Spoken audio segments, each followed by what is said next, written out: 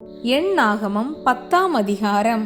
கர்த்தர் மோசேயை நோக்கி, சபையை கூடி வரவழைப்பதற்கும் பாளையங்களை பிரயாணப்படுத்துவதற்கும் உபயோகமான 2 வெள்ளி பூரிகைகளை செய்து கொள்வாயாக. அவைகள் ஒரே வெள்ளி தகட்டால் செய்யப்பட வேண்டும்.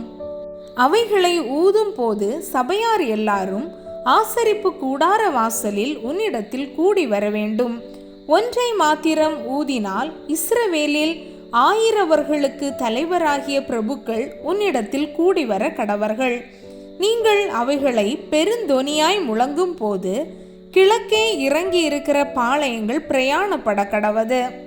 அவைகளை நீங்கள் 2ஆம் தரம் பெருந்தொனியாய் முழக்கும் போது தெற்கே இறங்கி இருக்கிற பாளையங்கள் பிரயாணப்பட கடவது.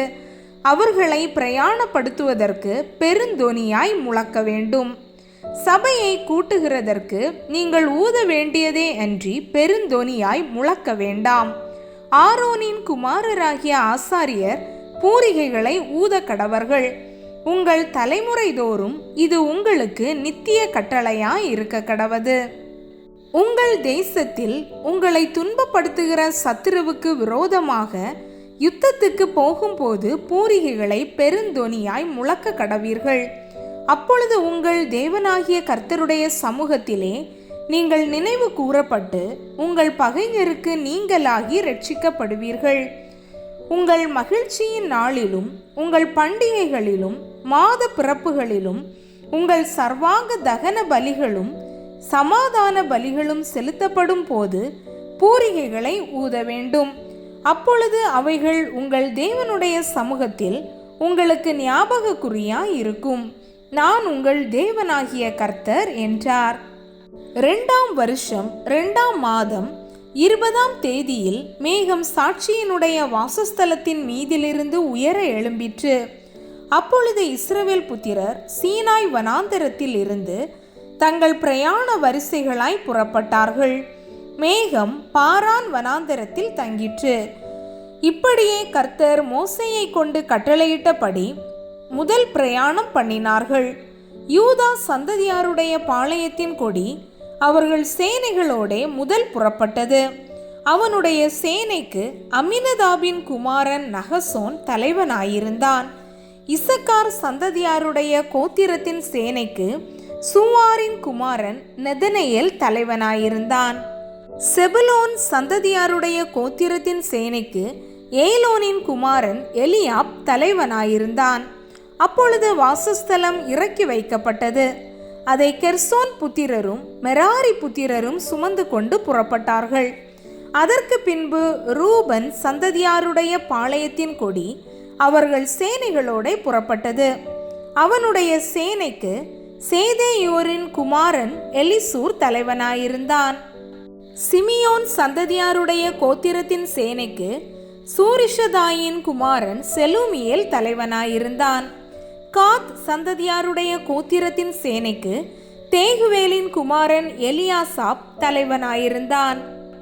கோகாத்தியர் பரிசுத்தமானவைகளை சுமந்து கொண்டு புறப்பட்டார்கள். இவர்கள் வந்து சேரும் முன் மற்றவர்கள் வாசஸ்தலத்தை ஸ்தாபனம் பண்ணுவார்கள். அதற்கு பின்பு எப்ராயிம் சந்ததியாருடைய பாளையத்தின் கொடி அவர்கள் சேனைகளோட புறப்பட்டது.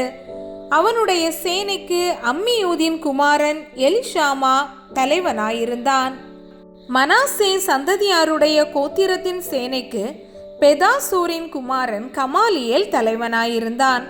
பென்யமின் சந்ததியாருடைய கோத்திரத்தின் சேனைக்கு கீதையோனின் குமாரன் அபீதான் தலைவனாயிருந்தான். அதற்கு பின்பு தான் சந்ததியாருடைய பாளையத்தின் கொடி சகல பாளையங்களுக்கும் பின்னாக அவர்கள் சேனைகளோட புறப்பட்டது. அவனுடைய சேனைக்கு அம்மிஷதாயின் குமாரன் அகியேசேர் தலைவனாயிருந்தான். ஆசேர் சந்ததியாருடைய கோத்திரத்தின் சேனைக்கு ஓஹிரானின் குமாரன் பாகியேல் தலைவனாயிருந்தான். நப்தலி சந்ததியாருடைய கோத்திரத்தின் சேனைக்கு ஏனானின் குமாரன் அகீரா தலைவனாயிருந்தான். இஸ்ரவேல் புத்திரர் புறப்பட்ட போது இவ்விதமாய் தங்கள் தங்கள் சேனைகளின்படியே பிரயாணம் பண்ணினார்கள்.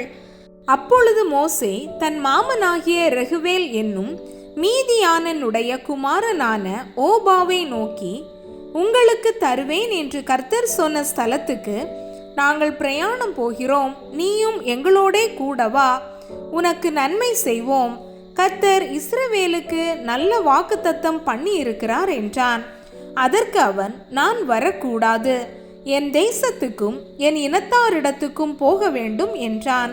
அப்பொழுது மோசே, நீ எங்களை விட்டு போக வேண்டாம், வனாந்தரத்திலே நாங்கள் பாளையமிறங்கும் இடங்களை நீ அறிந்திருக்கிறபடியினால் எங்களுக்கு கண்களைப் போல இருப்பாய்.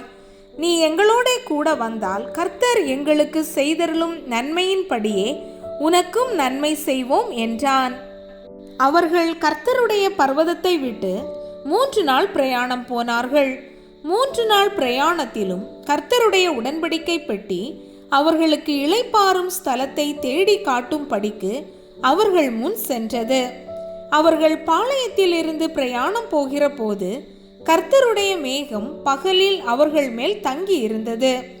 பெட்டியானது புறப்படும் போது மோசே, கர்த்தாவே எழுந்தருளும், உம்முடைய சத்துருக்கள் சிதறடிக்கப்படுவார்களாக, உம்மை பகைக்கிறவர்கள் உமக்கு முன்பாக ஓடி போவார்களாக என்பான்.